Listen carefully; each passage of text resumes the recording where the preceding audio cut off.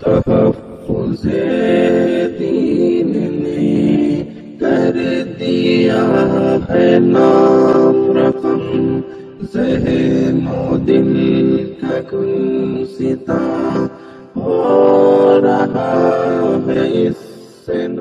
مہاراشٹر کے اورنگ آباد شہر میں تحفظ دین و عظمت صحابہ کانفرنس کا انعقاد عمل میں آیا۔ تحفظ دین میڈیا سروس کی جانب سے شہر کی جامع مسجد میں منعقد ہونے والے اس کانفرنس میں بین الاقوامی شہریت یافتہ عالم دین مفتی یاسر الواجدی شکاگو نے باحیثیت مہمان خصوصی شرکت کی۔